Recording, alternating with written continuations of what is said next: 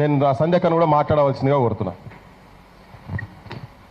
మిత్రులారా, తమ్ముడు పృథ్వీ ఈ అంశం తీసుకుని ఇంతమందిని ఇక్కడ సమీకరించినందుకు అభినందనలు తెలియజేస్తూ, నిజమే చాలా బాధగా అది మా వ్యక్తిగత సమస్య కాదు అని సరిపెట్టుకుని ఉన్నదే ఈ సోషల్ మీడియా దాడులు, ట్రోలింగ్లు, కేసులు.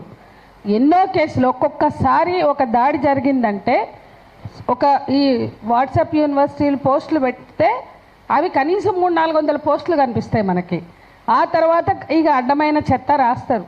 మా ఫోటోలు పెట్టి మా ఫోన్ నంబర్లు ఇచ్చి రాస్తే మాకు ఎన్ని కాల్స్ వస్తాయో ఒకసారి ఊహించుకోండి. కానీ మేము ఎప్పుడూ సబ్జెక్టివ్గా రియాక్ట్ కాకూడదు. అంటే మడమ తిప్పొద్దంటే మనము రెస్పాండ్ అయినామంటే, రియాక్ట్ అయినామంటే మేము భయపడుతున్నట్లుగా వాళ్ళు తీసుకుంటారు. కాబట్టి మడమ తిప్పొద్దు అనుకున్నాం. అదే మా చెల్లి చందు తులసి మీద వచ్చినప్పుడు అందరం కలిసి మీటింగ్ పెట్టి గట్టిగా మాట్లాడాం. అంటే నేనేం చెప్పదలుచుకున్నానంటే, సోషల్ మీడియా దాడి మన రాష్ట్రంలో లేదా మన తెలుగు సమూహాల్లో ఎప్పటి నుంచి చూస్తున్నామంటే, బీజేపీ అధికారంలోకి వచ్చాక మొదలైంది.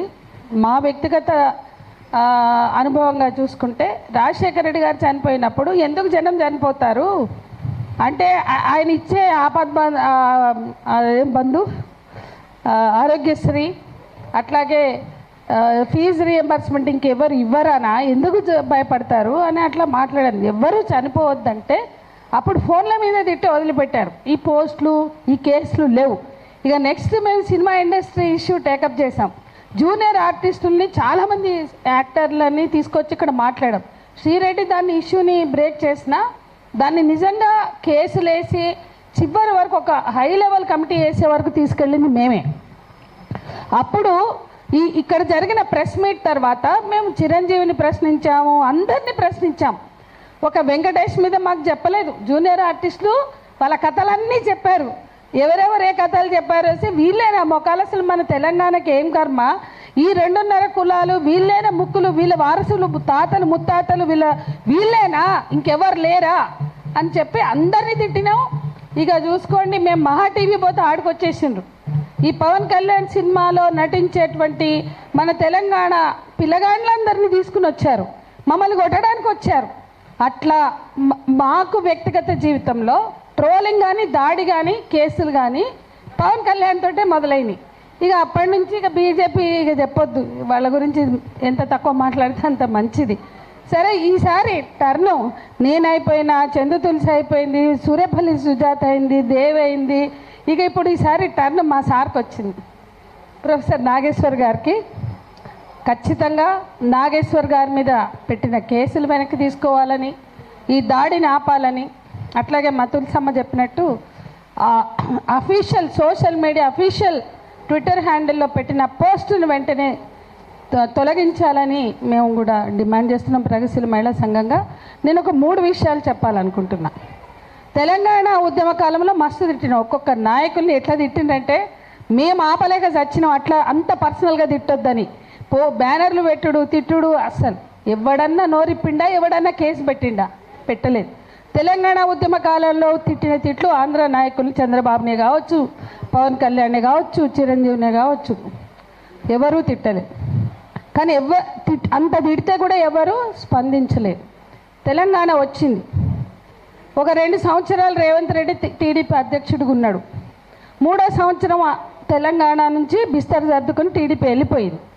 మొత్తానికి పార్టీ ఏదో ఉన్నదంటే ఉన్నది, కానీ రేవంత్ అధ్యక్షుడిగా ఉన్నంతకాలం 2.5 ఏళ్ళు అఫీషియల్గా పోటీలు చేశారు, క్యాండిడేట్లను నిలబెట్టారు. తర్వాత బిస్తర్ సర్దుకుని వెళ్ళిపోతే ఆయన కాంగ్రెస్కి వచ్చిండు.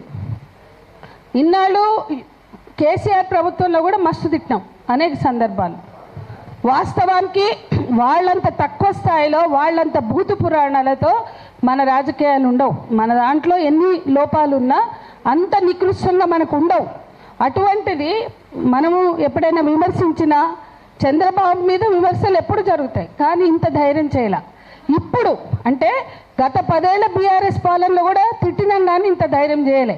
కానీ ఈరోజు కేసులు పెట్టే దమ్ము వచ్చి అరెస్ట్ చేయడానికి పూనుకున్నారంటే దానికి చేతగానితనం రేవంత్ రెడ్డిది. రేవంత్ రెడ్డి వత్తాసు చూసుకునే వాళ్ళు ఇట్లా వచ్చిండ్రు అనేది మనం అర్థం చేసుకోవాలి. రేవంత్ రెడ్డి ఆయనకి టీం బీనా, ఆయన శిష్యుడా, కానీ ఎన్నడూ జై తెలంగాణ అన్న బాపతి కాదు. తెలంగాణ ఉద్యమాన్ని, తెలంగాణ స్పిరిట్ని, తెలంగాణ ఆకాంక్షల్ని, తెలంగాణ భావోద్వేగాల్ని, తల్లుల గర్భశోకాలని, బిడ్డల త్యాగాలని ఏ రోజు పట్టనివాడు, పట్టించుకోనివాడు. అసుంటాయన ఇవాళ తెలంగాణకి ముఖ్యమంత్రి అయితే ఎవరికి దమ్మొస్తుంది? ఎట్లా దమ్మొస్తుంది? ఎట్లా అవకాశం వస్తుంది అంటే గిట్లనే. ఇవాళ సార్ అన్న ఆ వ్యాఖ్యలకి ఇంతగా వాళ్ళు రియాక్ట్ అవుతున్నారంటే తెలంగాణలో దీన్ని అవకాశంగా తీసుకోదలుచుకున్నారు. అది మనం ఏదో కోపంతో, ఉద్వేగంతో, నఫరత్తో, ద్వేషంతో మాట్లాడితే వెళ్ళేది ఏం లేదు. ద్వేషంతో మాట్లాడడం ముఖ్యం కాదు. ఆలోచన చేద్దాం, స్పష్టమైన కార్యాచరణను రూపొందించుకుందాం. వాళ్ళకి బుద్ధి వచ్చామన్న బండి సంజయ్ కొడుకు అరెస్ట్ అయ్యే వరకు ఎట్లా చేసినాం? అట్లా ఈ సీమాంధ్ర పాలకులు మెల్లమెల్లగా మళ్ళీ ఎంక్రోచ్ అవుతున్నారు. సీమాంధ్ర పాలకులకి తొత్తుగా ఉండే పాలకులు మన తెలంగాణలో ఉన్నారు. పోరాడి సాధించుకున్న గడ్డ మీద తెలంగాణ పాలకులుగా ఉన్నారు. ఈరోజు వాళ్ళు అవకాశం తీసుకుంటున్నారు అనేది మనం గమనంలోకి తీసుకుని ఎట్లా దీన్ని తిప్పికొట్టాలి అనేది ఆలోచించకపోతే ఇవి పెరుగుతాయి. ఇవి దాడులా, కేసులా కాదు. ఇది తెలంగాణ మీద తిరిగి నా ముందు మాట్లాడిన వాళ్ళు కూడా మాట్లాడారు. తెలంగాణ మీద పెత్తనాన్ని మళ్ళీ సాధించడం కోసం చేస్తున్నవి. ఈ అడుగులు పడకుండా, ముందుకు రాకుండా ఎదుర్కోవాలంటే సార్ మీద కేసు ఎత్తేసేంత వరకు కూడా ఈ ఐక్య పోరాటాన్ని కొనసాగించాలనేది నేను ఒకటి చెప్పదలుచుకున్నా. ఇక మీడియా చంద్రబాబుకు అనుకూల మీడియా, రేవంత్ రెడ్డి, చంద్రబాబుకైనా రేవంత్ రెడ్డి కన్నా అనుకోండి, రేవంత్ అనుకూల మీడియా, చంద్రబాబు పవన్ కళ్యాణ్ అనుకూల మీడియా అనుకోండి, లేదా బీజేపీ అనుకూల మీడియా. కానీ ఇవాళ మన తెలంగాణ గడ్డ మీద ఇంకా ఉన్నారు మీడియా. కాబట్టి ఈ మీడియా మధ్య కూడా నేను లాస్ట్ టైం కూడా చెప్పిన, ఈ మీడియా మధ్య ఐక్యత కావాలి. ఏదో మూడో కన్ను అంటారు కదా, థర్డ్ ఐ, అట్లాగే ఒక మూడో ఫ్రంట్ ఇవాళ మీడియాలో కూడా కావాలంటే ఒక ఐక్యత, అది మస్ట్ అని కూడా నేను చెప్తున్నాను. ఎందుకంటే వాస్తవాలను చెప్పే దమ్మున్న ఛానళ్ళు మనకున్నాయి. చిన్నవే కావచ్చు, చితికవే కావచ్చు, యూట్యూబ్లే కావచ్చు. కానీ వీళ్ళందరి ఐక్యతను కూడా ఎట్లా చేయాలి, పృథ్వీ మిగతా వాళ్ళు ఆలోచించాలి. సార్ జర్నలిజం డిపార్ట్మెంట్ నుంచి వచ్చారు. ఇది ఇవాళ ఒక రవీష్ కుమారో, ఒక సిద్ధార్థ వరదరాజనో, ఇటువంటి ఎందరో నిలబడ్డారు. ఇప్పటికీ కూడా ఎన్ని ఆంక్షలు వేసినా, ఎన్ని కేసులు పెట్టినా. ప్రొఫెసర్ పద్మజ షా గారు కూడా జర్నలిజం డిపార్ట్మెంట్ నుంచి వచ్చారు. ఇవాళ ఎంపతితో సంఘీభావంగా వచ్చారు. ఇటువంటి పెద్దలు ఉన్నారు. ఈ రోజు కూడా ఎక్కడ రాజీ పడకుండా పోరాడుతున్నటువంటి వాళ్ళు, ఉద్యమాలతో ఉన్నవాళ్ళు, ప్రజలతో ఉన్నవాళ్ళు, ప్రజల సమస్యల్ని కోసం గొంతు విప్పే ఇటువంటి ప్రొఫెసర్స్ మనకున్నారు. మనం కొంచెం వినూత్నంగా ఆలోచించి ఈ మీడియాలో ఉన్న ఈ ప్రొఫెసర్స్ని, ఇంకా మీడియాలో ఎడిటర్లుగా, సబ్ ఎడిటర్లుగా ఎవరైనా మనకు అనుకూలంగా ఉంటే వాళ్ళని, ప్లస్ జర్నలిస్టులని, నిజంగా ప్రజల కోసం గొంతిప్పే ఛానళ్ళని కలిపి ఒక ఐక్యత ఫ్రంట్ని ఏర్పాటు చేస్తే మరింత బలంగా ఉంటుంది అనేది నేను ఒక సూచన చేస్తున్నాను. ఇక మొత్తంగా చూస్తే ఈరోజు రాజకీయాలు గొంతు విప్పితే జర్నలిస్టుల, యాక్టివిస్టుల, లేకపోతే మరెవరా చూడట్లేదు. ఇప్పుడు మా మీద ఎప్పుడో పెట్టేసిండ్రు, కేసీఆర్ టైంలోనే ఊపా పెట్టిండ్రు. ఇప్పుడు ఎప్పుడు చూసినా నోటీసులు వస్తూనే ఉన్నాయి. మా పాస్పోర్ట్లు ఇస్తలేరు. ఒక 2017 నుంచి మేమంతా నిర్బంధంలో ఉన్నాం. ఇప్పటికే కొనసాగుతుంది, అనేక రకాలుగా కొనసాగుతుంది. ఆర్థిక దిగ్బంధనాలు పెడుతున్నారు. మేము బయటకు ఎందుకు మాట్లాడట్లేదంటే పోరాడే వాళ్ళ ధైర్యం చెక్కు చెదరొద్దని, పోరాడే వాళ్ళని నీరు గార్చొద్దు, వాళ్ళ కాన్ఫిడెన్స్ దెబ్బతినొద్దని మేము మాట్లాడట్లేదు. ఎట్లా ఆర్థిక దిగ్బంధనం ఉందో నా దగ్గర ఆధారాలు ఉన్నాయి.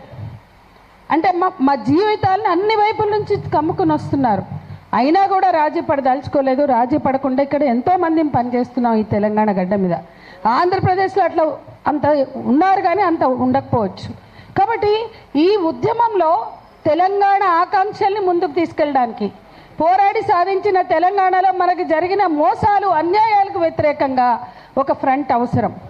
ఒకప్పుడు కోదండరామ్ సార్ లాంటి వాళ్ళు జేఏసీలు పెట్టి చేశారు. ఈరోజు ఆ ఫ్రంట్ చాలామంది మేధావులు ఉన్నారు.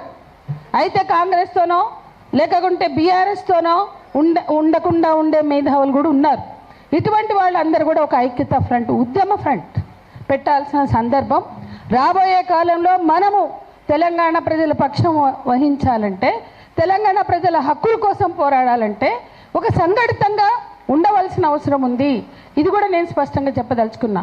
ఎందుకంటే రాను రాను రాను రాను ఎప్పుడైతే రేవంత్ రెడ్డి వచ్చిండో అంతకుముందున్న వాయిస్ కూడా బీఆర్ఎస్ ఉన్నప్పుడు ఎంతో కొంత వాయిస్లు ఉన్నాయి, ఉద్యమాలు ఉన్నాయి. ఈయన వచ్చినాక ఆయనతో కూడా చేస్తలేదు. ఖచ్చితంగా అంటే పోరాటాలు అప్పుడున్నాయి, ఇప్పుడున్నాయి, ఎప్పుడు ఉంటాయి. కానీ ఈరోజు మీడియా వైఖరి కావచ్చు, రాజకీయ పార్టీల వైఖరి కావచ్చు, ఉద్యమాల మీద అణచివేత కావచ్చు, ఈ వాయిస్ కూడా పోకుండా అడ్డుకుంటున్నారు. ఇటువంటి స్థితిలో మనం మీడియాతో లాబింగ్ చేద్దాం, మనం అందరం కలిసి ఒక ఐక్య ఉద్యమాన్ని నిర్మిద్దాం. అప్పుడే తెలంగాణ ప్రజల గొంతుని నొక్కే ధైర్యం చేయకుండా ఉంటారు ఈ పాలక వర్గాలు. ఆంధ్రలో ఉన్న పాలక వర్గాలైనా, తెలంగాణలో ఉన్న పాలక వర్గాలైనా. ఇవాళ సీమాంధ్ర పాలకులుగా మనకు ఎంత అన్యాయం చేసిండో చెప్పవలసిన సందర్భం కాదు, అందరికీ తెలుసు. కానీ పక్క రాష్ట్రంలో వాళ్ళ పని వాళ్ళు చూసుకోకుండా మన ప్రొఫెసర్ గారి మీద కేసు పెట్టి చేస్తున్నటువంటి ఇది రేపటి రోజున ఒక ఇండికేషన్ ఇస్తుంది అనేది మనం గ్రహించి ఖచ్చితంగా తిప్పికొడదామని చెప్తూ, అట్లాగే ఇవాళ ప్రజాస్వామిక శక్తులు, ప్రజా ఉద్యమాలు, ప్రజా సంఘాలు వీళ్ళందరూ కలిసి కూడా ఈ ఇష్యూ మీద ఒక ఐక్య కార్యాచరణను రూపొందించాలని మరోసారి చెప్తూ సెలవు.